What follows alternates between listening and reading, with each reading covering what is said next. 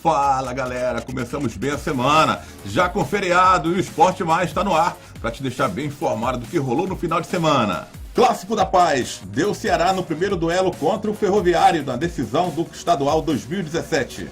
Fórmula 1, Valtteri Bottas fez uma bela corrida e venceu o GP da Rússia. Tem cearense conquistando o prêmio de melhor jogadora do mundo de futsal. E tem gols da rodada. Na Copa do Nordeste, o Bahia chegou à final e agora espera o Sport ou Santa Cruz na grande decisão. Campeonato Paulista, Corinthians colocou a mão na taça em Campinas. E no Carioca, o Flamengo venceu o Fluminense no Maracanã e tem vantagem na segunda partida. Confira tudo isso agora no Esporte Mais.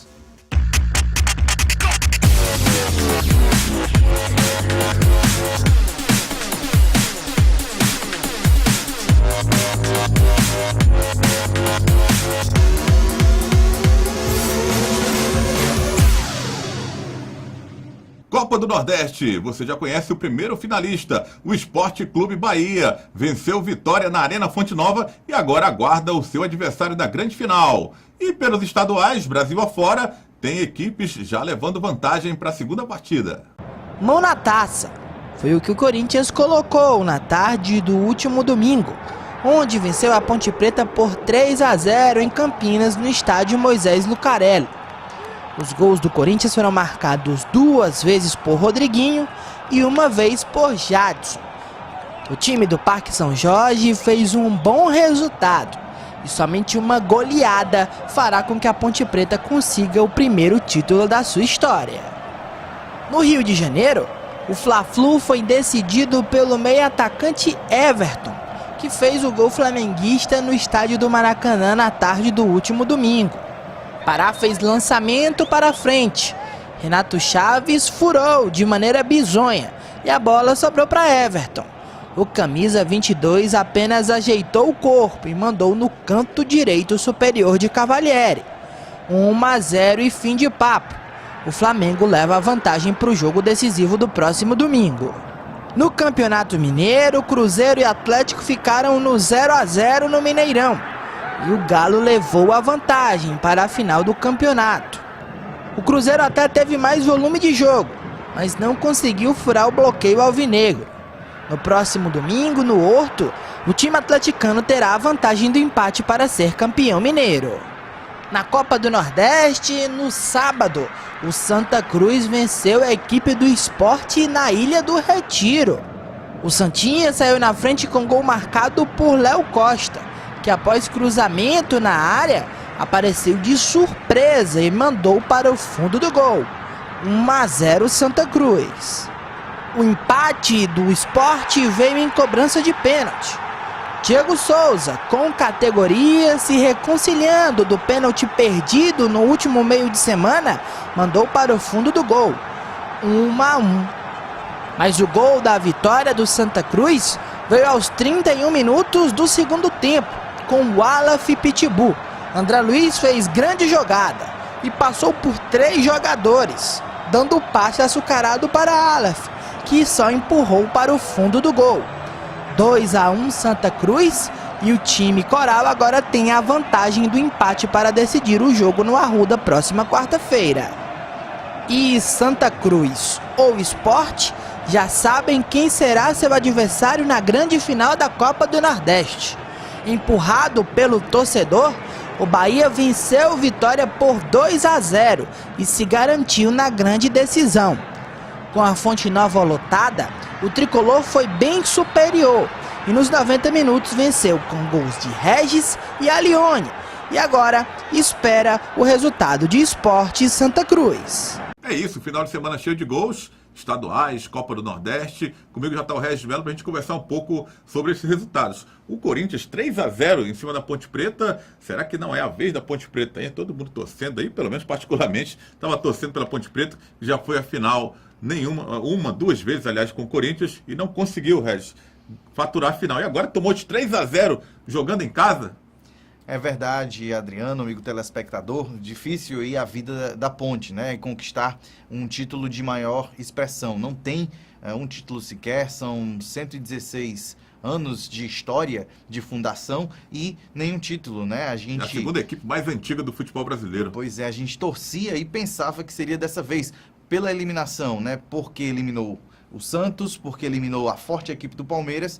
Então a gente pensava que também que teria chegado a hora da Ponte Preta, mas por essa primeira partida, um 3-0 adverso na sua casa, eu acho que é uma ducha de água fria e o Corinthians está muito, mas muito próximo mesmo de se sagrar mais uma vez campeão paulista. Pois é, quebrar esse paradigma de vencer, de reverter um quadro, de ter sido derrotado por 3-0 em casa, nunca aconteceu no Campeonato Paulista. Pode ser que aconteça a primeira vez. No futebol nós já vimos de tudo, não é, Regis? Mas que situação complicada essa da Ponte Preta. Você falou, passou do Santos, passou do Palmeiras e o Corinthians, que assim, comparando a Santos e Palmeiras, que investiram para a Libertadores, Exatamente. O Corinthians é a equipe mais modesta. É verdade, e tem o detalhe do saldo de gol, né? Aqui no nosso campeonato, no Cearense, não há essa diferenciação de saldo de gol, apenas de pontos, a contagem, né? No Campeonato Paulista, nos demais campeonatos, sim, há essa contagem e a Ponte Preta, para ser campeã, tem que fazer um 4-0 ou ganhar por 4 gols de diferença, ou no mínimo 3-0 para levar para os pênaltis. Difícil imaginar a Arena Corinthians lotada e o Corinthians perder de 3 ou 4-0 para a Ponte Preta nessa final. Meu caro Regis Melo, vamos falar agora da Copa do Nordeste. O Bahia conseguiu chegar até a final, superando o Vitória. Curioso, 11 dias com 4 Bavis, 2 pela Copa do Nordeste e 2 pelo Campeonato Baiano. E no futuro tem mais 2 garantidos, que é pela Série A do Campeonato Brasileiro. O Vitória venceu o primeiro jogo, mas o Bahia venceu por 2-0 o segundo e conseguiu conquistar o direito de chegar a mais uma final da Copa do Nordeste, recheado de muita confusão para variar. No primeiro, no Barradão, teve um pouco de confusão, mas a confusão foi maior agora com o desfecho do Bahia chegando à final. É verdade, né? Falando do jogo em si, o Bahia foi realmente superior, jogando em casa com o apoio da torcida. O detalhe aqui era torcida única, né? Somente torcedores do Bahia estavam na Arena Fonte Nova. O Barradão também foi assim, exatamente, né? Só torcedores do Vitória, né? Na primeira partida. E o Bahia realmente foi superior, jogou o melhor e teve a competência de fazer os 2 gols, fazer o 2-0. E o Fernando Miguel, que é o goleiro do Vitória, até salvou em outras oportunidades. O placar poderia ter sido mais elástico. Então, Bahia na final, merecido. Eu acho que sim, pela competência do time baiano. Agora, falando da confusão, cenas lamentáveis e protagonizadas por jogadores e treinador, né? O Guto Ferreira se machucou, perdeu o óculos. Ele foi tentar apartar a confusão, exatamente, causada... Enquanto o Agel é mais esquentadinho, ele é mais tranquilo, mais calmo, foi tentar apartar, mas às vezes quando o cara vai entrar na briga para apartar, se dá mal. Exatamente, e já havia um clima pesado, um clima tenso, por causa de declarações, né, antes da partida. E, após a partida, há boatos, há relatos de que o jogador Edson, que era um dos envolvidos já na polêmica anterior, foi provocar o treinador, o Argel Fux, e alguns atletas do Vitória. Aconteceu isso no primeiro jogo no Barradão, né? Também. A turma do Deixadilho chegou a tempo de evitar o pior. Exatamente. Já nessa segunda oportunidade não houve esse sangue de barata. Foram até palavras usadas pelo treinador do Vitória, o Argel. E acabou que aconteceu aí uma confusão generalizada, que foi parar nos vestiários também. A polícia teve que fazer um isolamento, 2 cordões de isolamento, porque nessas arenas modernas, Adriano e caro telespectador, a saída para o túnel, para o vestiário, né, é a mesma para as duas equipes. Todo mundo junto, entra e sai junto. Exatamente. Então, o que é o normal, né? Para pessoas civilizadas, no mundo civilizado, isso é o normal, o coerente, nada contra isso. Mas aconteceu esse problema aí no Bavi, confusão grande, e teremos mais 2 jogos, como você bem falou agora, né? Já pelo Campeonato Baiano, a final é entre Bahia e Vitória, e também mais 2 jogos garantidos aí na Série A. Ou seja, tensão à vista, vamos torcer para que não haja pelo menos violência, porque realmente são cenas lamentáveis que a gente não quer mais ver, que não cabem mais no futebol. O Bahia está na final, está aguardando aí Sport ou Santa Cruz. Na Ilha do Retiro, o Santinha levou a melhor e venceu o Sport. Quem você aposta aí na final para enfrentar o Bahia, hein? Pois é, Adriano, é um clássico, né, do futebol nordestino, do futebol pernambucano, e os clássicos eles são decididos nos detalhes, na estratégia, enfim. E falando em estratégia, em execução de estratégia, o Santa Cruz foi muito feliz. O treinador Vinícius Eutrópio teve uma leitura da partida perfeita. O jogo estava empatado em 1-1, o Sport com mais produção ofensiva, agora muito mal nas finalizações, principalmente o atacante Juninho, que substituía o Rogério, e aconteceu que esse atleta perdeu muitos gols e esses gols fizeram falta, né?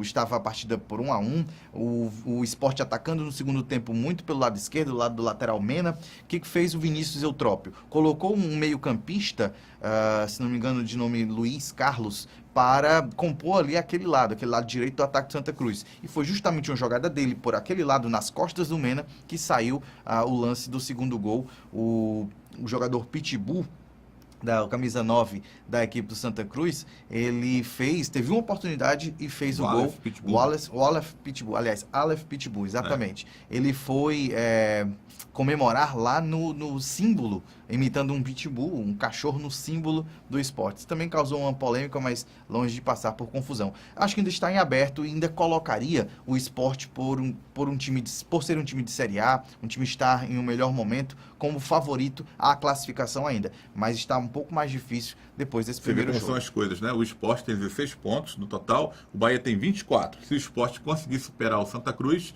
o Bahia vai decidir em casa. Isso. O Santa Cruz tem 23 pontos, está um ponto apenas do Sport.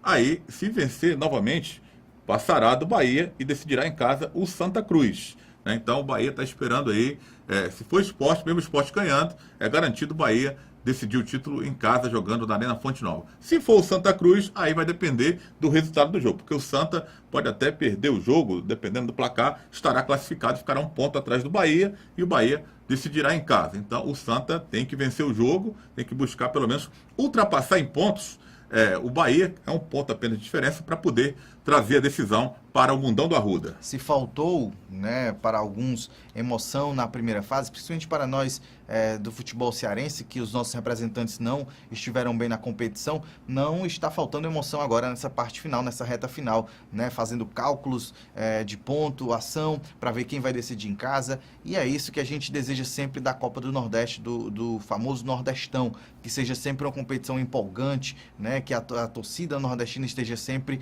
presente nos estádios, enfim. E realmente, Adriano, há essa expectativa aí com relação ao Bahia, né? Torcendo, talvez, por um lado, aí, pelo esporte, para que decida em casa. Agora, o time que quer ser campeão não tem que esperar ou torcer por adversário, né?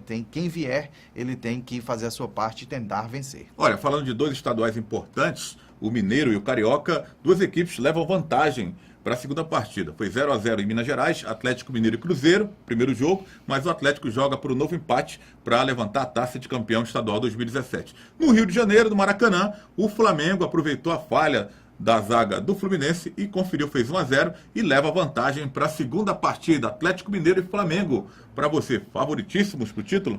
Favoritíssimos eu não diria, agora com um leve favoritismo, com certeza. Porque, Adriano, amigo telespectador, num clássico e numa final, qualquer vantagem é algo considerável. A gente pode fazer um comparativo com o Campeonato Cearense. Por várias vezes o time que teve a vantagem foi o campeão. Aconteceu isso com Fortaleza, por exemplo, em 2015, com o Ceará em 2013 e 2014. Então, são só para citar alguns exemplos. Aconteceu ano passado no Rio com o Vasco da Gama. O time que detém a vantagem, e geralmente os estaduais terminam em clássicos, a vantagem é sempre determinante. Agora, isso não pode servir de relaxamento para Atlético Mineiro e para Flamengo, né? Vão enfrentar adversários tradicionais, rivais, e que têm condições técnicas, sim, de fazer uma partida excelente, estarem numa tarde iluminada e serem os campeões e vencerem os seus adversários. Olha, eu imagino que o Renato Chaves, depois daquela furada contra o Flamengo, não deva ter passado uma excelente noite. É verdade, Adriano, uma infeliz, né, jogada ali do zagueiro Renato Chaves e acabou acarretando no gol. do Flamengo, né? O Flamengo teve outras oportunidades, mas salvas ou pela defensiva do Fluminense ou pelo Diego Cavalieri, o goleiro do Flu, né? Mas naquele lance de falha do zagueiro, ficou cara a cara com o goleiro Everton, camisa 22 do Flamengo, e aí não teve perdão, 1-0 Flamengo com a vantagem. Olha, vamos partir para o primeiro break, mas na volta tem Fórmula 1. Vamos falar do Clássico da Paz. O Alvinegro levou a melhor na primeira disputa contra o Ferroviário. Tem novidades, muito mais coisas por aqui no Esporte Mais, que volta já.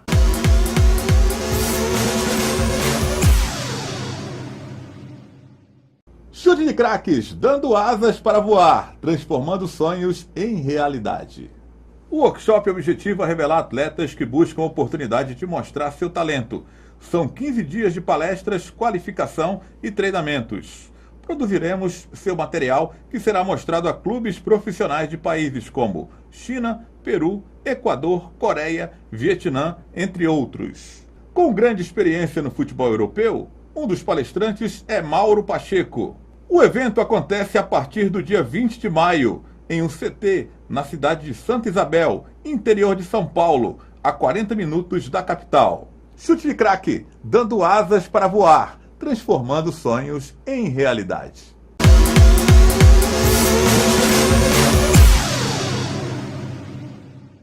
O papo agora é Fórmula 1, deu Valtteri Bottas no GP da Rússia.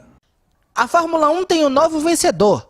Valtteri Bottas faturou o GP da Rússia após bela largada, onde saiu da terceira para a primeira colocação. Pole position. O alemão Sebastian Vettel até tentou apertar Bottas, mas não conseguiu e terminou em segundo lugar na corrida. O pódio foi completado por Raikkonen, também da Ferrari, que terminou na terceira colocação. Falando do nosso representante na Fórmula 1, Felipe Massa terminou na 9ª colocação. Olha, Regis no GP da Rússia de Fórmula 1 deu Valtteri Bottas, né? Surpresa, Valtteri Bottas da Finlândia conquistar aí esse GP? Surpresa, mais ou menos, né? Ele é um piloto da Mercedes, que é a grande escuderia, né, do momento. A Ferrari está voltando aí a fazer frente à Mercedes. Agora, o primeiro piloto, o piloto que sempre se espera algo, é o Lewis Hamilton, né, que é o vice-líder do campeonato. Agora, no final de semana, o Bottas já esteve na frente do seu companheiro, né, do Lewis Hamilton, e só ficou atrás das Ferraris, né, em terceiro colocado na classificação, na pole position, né, na disputa pela pole position. E logo na primeira volta, no primeiro instante da corrida, por uma estratégia muito bem executada pelo Valtteri Bottas, ele conseguiu a liderança da corrida e dela não se afastou mais, né? Não perdeu mais a liderança. O Vettel tentou de todas as formas recuperar o primeiro posto, mas não conseguiu. Então a estratégia foi muito bem executada, ele andou muito bem no final de semana e a gente pode até dizer que entra na disputa aí pelo título. O curioso, Adriano e amigo telespectador, é que foi a primeira vitória. Depois de 80 GPs, conseguiu aí o finlandês a sua primeira vitória. Ele que conseguiu essa vaga na Mercedes depois da aposentadoria do Rosberg, né, que foi o campeão. Nico Rosberg foi o campeão na temporada passada, anunciou de modo surpreendente, né? Exatamente, alemão, anunciou de forma surpreendente a sua aposentadoria, aí surgiu essa vaga, e o Valtteri Bottas tem feito aí um bom trabalho ao lado do Lewis Hamilton. Olha, eu não sei se tem uma ligação, mas o Nico Rosberg se aposentou, era alemão, mas o pai dele, o Keke Rosberg, era finlandês, e foi o piloto de primeira linha. Quando eu era garoto, nos anos 80, o Keke Rosberg colocava, digamos assim, a Finlândia, que é um país pequeno, gelado, mas porém muito desenvolvido da Europa, no mapa mundial, por ser um grande piloto de Fórmula 1. Será que agora o Bottas vai trazer isso à tona? Pode chegar lá no topo, quem sabe? É uma possibilidade, sim, né? Eu acho que depois de uma primeira vitória na Fórmula 1, você adquire confiança, né? Então é possível, sim, que agora ele passe a disputar o título juntamente com o Vettel, que é o atual líder, com 86 pontos, seguido pelo companheiro do Bottas, que é o Lewis Hamilton, com 73, e ele com 63 aí, e essa primeira vitória, esse momento, né, de confiança na temporada, eu acho que ele pode sim, a temporada está no começo, dependendo aí das próximas corridas, ele pode sim entrar nessa disputa e virar um campeão mundial, quem sabe. Olha, aí o rendimento do Felipe Massa, nosso piloto brasileiro, o único piloto brasileiro a disputar aí o Mundial de Fórmula 1, largou em sexto e acabou em nono. Pois é, o Felipe Massa teve um final de semana bom, né? Nos treinos ele foi o sexto na briga pela pole position e depois, durante a corrida mesmo, conseguiu manter essa sexta posição durante um bom tempo. No entanto, ele teve problemas nos pneus, teve de fazer uma parada a mais e aí perdeu essas 3 posições. Voltou em nono, conseguiu manter este nono lugar, né? Eu acho que é importante zona de pontuação ainda, exatamente, pontuou, né? Poderia ter sido melhor? Poderia, mas teve esse problema que foi algo inesperado e mesmo assim conseguiu pontuar. Eu acho que é um ano legal, está sendo um ano legal para o Felipe Massa, que é o 8º com 18 pontos na classificação geral de pilotos. Futsal, a cearense Amandinha conquistou pela 3ª vez o título de melhor jogadora de futsal do mundo. Os vencedores do Agla Futsal Awards 2016 foram divulgados pelo site Futsal Planet no último sábado. O destaque é a Amandinha, a cearense que atua pela equipe das Leoas da Serra, em Santa Catarina, que pela 3ª vez recebeu a premiação e foi eleita a melhor jogadora de futsal do mundo. Além dela, Ricardinho, jogador de Portugal, ganhou entre os homens. A enquete de melhor jogador do Agla Futsal Awards é realizada por jornalistas e personalidades do esporte desde o ano 2000. Desde a sua formação, quem ganhou grande destaque foram Manuel Tobias, em 2000, 2001 e 2002. Falcão, em 2004, 2006, 2011 e 2012. E Schumacher, em 2008. Amandinha venceu em 2014, 2015 e em 2016. Olha, Regis, futsal, a nossa Amandinha, mais uma vez, 3ª vez, hein? Olha, como gosta de ganhar, né? O título de melhor jogadora do mundo. Joga muito, né? Joga muito a cearense, brasileira e cearense Amandinha, né? E teve algo curioso nessa 3ª conquista, Adriano. É a primeira temporada dela jogando lá em Santa Catarina, em Lages, né? Na equipe lá de Lages. E ela esperava-se assim, ou havia uma expectativa, será que a Amandinha vai se adaptar? Será que vai manter o alto nível, novas companheiras, uma nova cidade, uma nova estrutura? E ela manteve. Ela se manteve bem, fez um ano novamente fantástico e conquistou aí pela 3ª vez o título de melhor jogadora. 3 vezes. Verdade, né? Já é uma consolidação da carreira, né? 3 vezes a melhor do mundo não é para qualquer um. Essa premiação, ela existe desde 2000, né? Com mais força entre os homens, né? E os brasileiros têm tradição já em conquistá-la. Aliás, em conquistar esse prêmio. O Falcão ganhou 4 vezes, Manuel Tobias, nosso conhecido daqui, ganhou 3 vezes. Schumacher, não o piloto, o jogador de futsal brasileiro também ganhou 1 vez em 2008. E a Amandinha aí vem mantendo essa tradição dos brasileiros, né? Não passa no Falcão, né? Tem um só, né? Tem 4, então, para empatar. Ele depois, é jovem, tem muito futsal pela frente, pode sim ultrapassar o Falcão, com certeza. Mais um intervalo no Esporte Mais. Na volta, vamos falar tudo sobre o Clássico da Paz. Começou a decisão do estadual e o Vozão partiu na frente.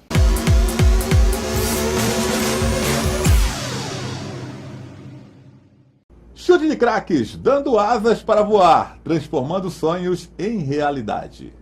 O workshop objetiva revelar atletas que buscam a oportunidade de mostrar seu talento. São 15 dias de palestras, qualificação e treinamentos. Produziremos seu material que será mostrado a clubes profissionais de países como China, Peru, Equador, Coreia, Vietnã, entre outros. Com grande experiência no futebol europeu, um dos palestrantes é Mauro Pacheco. O evento acontece a partir do dia 20 de maio, em um CT, na cidade de Santa Isabel, interior de São Paulo, a 40 minutos da capital. Chute de craque, dando asas para voar, transformando sonhos em realidade.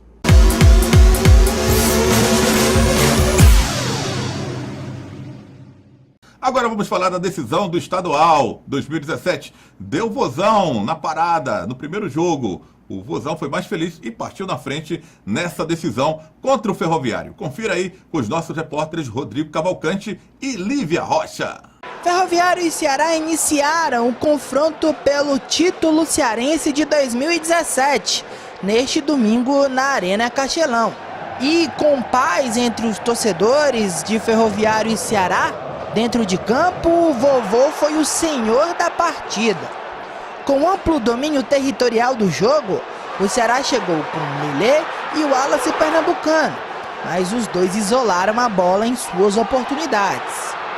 O primeiro lance efetivo de ataque do Ceará veio após lançamento de Vitor Rangel, que passou por Lelê e o Wallace pernambucano, levando muito perigo ao gol defendido por Mauro.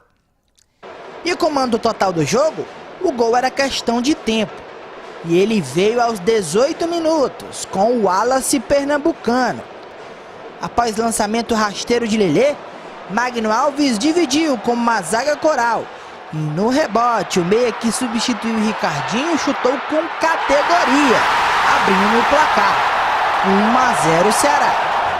Apenas aos 30 minutos, o Ferroviário conseguiu furar o bloqueio defensivo do Ceará e chutou ao gol. Valdeci recebeu a bola e chutou de longa distância. Everson espalmou e no rebote Geanderson tentou, mas isolou a bola. 1-0 Ceará e fim de papo no primeiro tempo.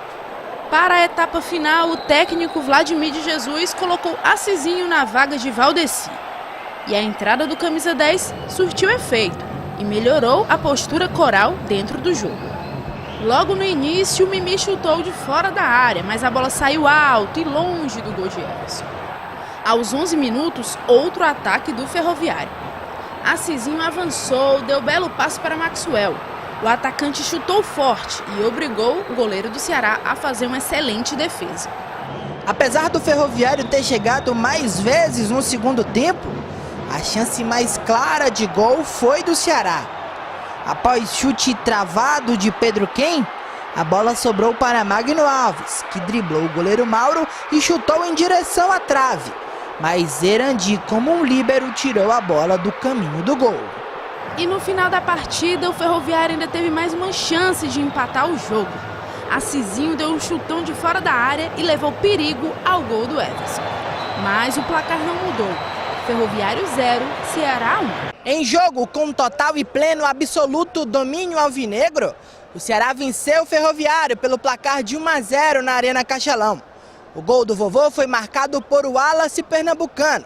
E agora o Ceará precisa apenas de mais uma vitória na próxima quarta-feira contra o próprio Ferroviário para conseguir o resultado positivo e voltar a ser campeão estadual. E o técnico Givanildo Oliveira se mostra satisfeito com a atuação do seu time. Nós já tínhamos feito o jogo anterior com várias, mas muita mesmo, chance de gol. E não conseguimos colocar uns 3 ou 4 para dentro. Hoje tivemos também. O volume não foi tanto de gol como no jogo passado, nós tivemos chance sim.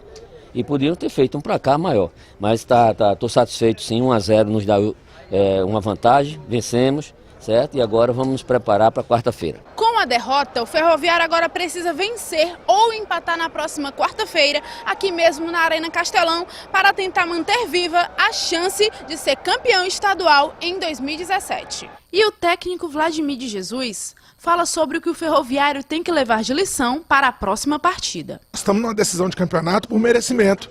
Não jogamos bem. O primeiro tempo foi muito apático, uma postura muito... de um marasmo muito grande, uma falta de determinação necessária para um jogo deste tamanho.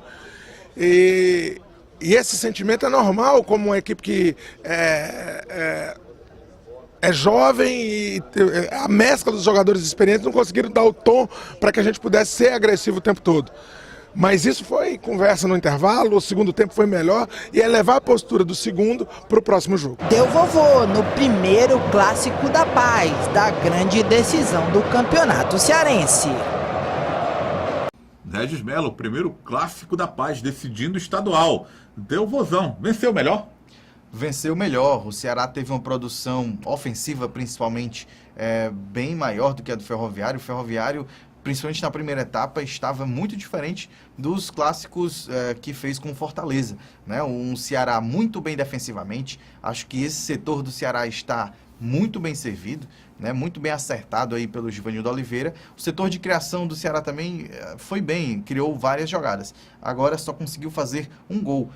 Eu acho que a pontaria dos atacantes do Ceará, isso sim, deve ser melhorado. Agora, juntando, né, todos os aspectos, todos os elementos da partida, o Ceará foi melhor, foi bem melhor, principalmente no primeiro tempo. Eu acho que 1-0 ficou até barato, Adriano. Olha, uma observação nesse clássico é que quem fez o gol, o Wallace pernambucano, ninguém imaginaria que ele pudesse fazer o gol. É claro, né? O jogador está em campo, pode fazer o gol. Mas para ser protagonista era meio complicado, porque ele vem entrando aos poucos, dos times, o Givanildo vem utilizando aqui e acolá, mas tem sido feliz. O Givanildo, nas alterações, nas mudanças, colocou o Wallace no lugar do Ricardinho, fez o gol. Havia colocado o Lelê na partida, também substituindo o outro atleta, o Lelê marcou o gol, o Vitor Rangel no caso.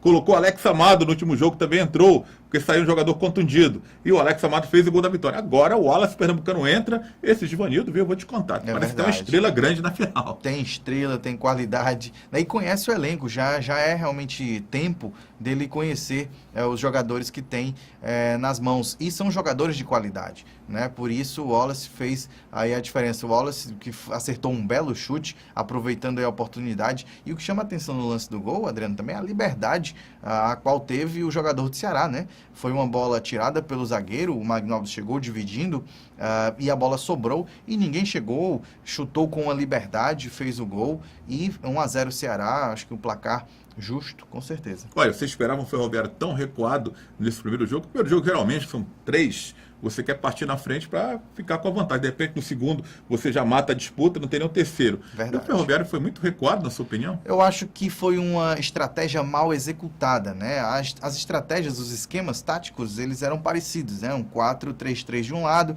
4-3-3 do outro. Agora, os laterais ferroviários estiveram muito mal, tanto no apoio quanto na marcação. Já os do Ceará apoiaram e marcaram muito bem. Thiago Cametá e Romário, por exemplo. O sistema defensivo do Ceará bem ligado, os volantes, os dois volantes muito bem. Já os volantes do Ferroviário cochilaram em vários momentos. Teve um lance do Lelê, por exemplo, antes do gol do Ceará, no qual ele driblou 2 e se finalizasse melhor, teria já feito, né, o gol naquela oportunidade. Então deu muita liberdade. Eu acho que foi muito mal executada a estratégia ferroviária. Não houve, e o treinador Vladimir Jesus falou sobre isso após a partida, não houve aquela pegada, aquela marcação com mais firmeza no Ceará. Teve muita liberdade a equipe alvinegra e por isso se saiu vencedor. Eu não diria nem que o Ferroviário foi muito recuado, porque a estratégia do Ferroviário já há algum tempo é essa, de esperar o seu adversário e sair bem. Agora, nessa espera, ele sempre marcou muito bem as investidas dos seus adversários e também tinha uma boa saída. Ontem parece que nada deu certo, nem a saída foi boa, muito menos a marcação. Já prospectando o próximo jogo, quarta-feira, que podemos esperar? Um Ceará jogando com o regulamento baixo do braço, jogando por 2 empates, agora ficou nessa tranquilidade. Um Ferroviário partindo para a decisão, meio que desesperado, em busca de um resultado, para tentar reverter essa vantagem e no terceiro jogo ir em pé de igualdade com o adversário? Bem, o Ceará, ele é um time de natureza ofensiva, né? Ele entrou praticamente, o Givanildo Oliveira, com 4 atacantes. Né? Então é um time que ataca até fazer o gol. Agora, curioso foi isso, nessa partida, após fazer o primeiro gol, o Ceará esperou, principalmente no segundo tempo, esperou mais a equipe do Ferroviário para sair no contra-ataque. Não sei se foi algo de propósito ou foi algo imposto pelo Ferroviário. Não sei se foi algo pedido pelo treinador Givanildo Oliveira. Eu acho que o Ceará vai continuar atacando porque é uma vantagem pequena e é da natureza do Ceará atacar. Agora, em determinado momento da partida, se estiver vencendo ou empate, aí ele vai mais recuar um pouco e esperar para sair na boa. O Ceará, no segundo tempo, teve muito espaço, mais espaço até do que na primeira etapa, poderia até ter feito mais gols também na segunda etapa, por isso, porque o Ferroviário foi atacar e deixou o espaço lá atrás. Os laterais, os volantes tinham realmente que apoiar, precisavam do empate e quem sabe até da vitória. O Ferroviário precisava disso, mas não foi bem, não executou bem a sua estratégia e o Ceará também não se aproveitou no segundo tempo. Teve muitas chances, Alex Amado perdeu o gol, o Raul teve uma oportunidade muito boa, chegou na grande área, driblou 2, mas na hora do arremate colocou para fora. Enfim, o Ceará teve inúmeras oportunidades quando teve espaço. E teve espaço porque esperou o Ferroviário e saiu na boa, saiu quando viu possibilidades para isso. Acho que vai ser mais ou menos parecido, Adriano. Agora não vai ser um Ceará totalmente recuado. Isso a gente não vai esperar. Olha, domingo, um dia propício para o futebol, o horário também muito bom, 4 horas da tarde, mas 14 mil apenas assistiram esse primeiro jogo da final. Podemos considerar um público ruim, fraco? futebol brasileiro, futebol cearense, não vai fugir dessa regra, está sofrendo com essa questão do público, né? A ausência do torcedor estaduais, nos estádios, é verdade. E nos estaduais isso se intensifica, né? Agora, a gente tem que considerar alguns fatores, né? Era um final de semana de feriado prolongado, né? Hoje mesmo é feriado. Nós também tivemos a data do mês 30, então muita gente não recebeu o salário do mês ainda, tem esse outro fator. E a qualidade para alguns não é ainda a ideal. Como você bem disse, Adriano, tem outros torneios, outras competições que são mais atrativas, né? Então, todos esses fatores contribuem para afastar o torcedor. Também há quem discorde, mas a questão da televisão, da transmissão, eram 3 TVs ontem transmitindo a partida, então tem torcedor que já está mais acomodado a não ir mais aos estádios, mesmo sabendo que é uma emoção diferente você acompanhar no estádio e acompanhar. O cara viaja para o interior, ainda curte o jogo pela TV, né? O cara está viajando. Exatamente. Então há todas essas possibilidades, outras que de não ir ao estádio, né? Então por isso um público a gente não é o ideal para um clássico, para uma final de campeonato, mas 14 mil, se você comparar com públicos anteriores, foi até bom. Quarta-feira eu fico imaginando o público, viu? Que é 9h45 da noite o segundo jogo. O Ceará pode inclusive sair campeão. É verdade, se fosse uma véspera de feriado, aí o contexto seria diferente. Eu me lembro em 2015 que a final da Copa do Nordeste foi nesse mesmo dia, numa quarta-feira e no mesmo horário. Mas era uma final de Copa do Nordeste, era um título inédito para o Ceará já tinha uma vantagem e o estádio ficou lotado. Difícil haver uma lotação, difícil até repetir o mesmo número do Fortaleza no passado. Fortaleza e Uniclinic levaram aproximadamente 50 mil torcedores para o Castelão na segunda partida. Eu acho que ficará na casa dos 20, 25 mil torcedores. Uma pena, porque o campeonato pode ser decidido na quarta-feira, eu até acredito que vá ser decidido. Eu não vejo hoje o Ferroviário em condições de nem empatar com o Ceará pela produção no jogo de ontem, né? Eu vi o Ceará muito superior, a não ser que as coisas mudem bastante. Mas a gente espera aí que 25, 30 mil, sendo bem otimista, que estejam presentes no Castelão para o jogo de quarta. Talvez pode ser a finalíssima do Campeonato Cearense 2017. Valeu, Regis Melo. O Esporte Mais se despede, mas você tem um feriadão aí. Dá para curtir esse feriado ainda, né? Tá terminando, mas dá para curtir de montão. Tem uma semana boa de trabalho para você e nós voltaremos amanhã com certeza, mas tem as nossas redes sociais. Espalha pra geral aí. Nós estamos aí no Instagram, @EsporteMaisTV. Tem o Twitter, @EsporteMaisNaTV. Temos um canal no YouTube também, Esporte Mais na TV. Faz a inscrição lá e curte aí as nossas matérias, curte aí os nossos programas antigos. Esse aqui vai já também estar lá para você curtir também. facebook.com/Esporte Mais na TV é o Facebook do Esporte Mais. Amanhã tem mais.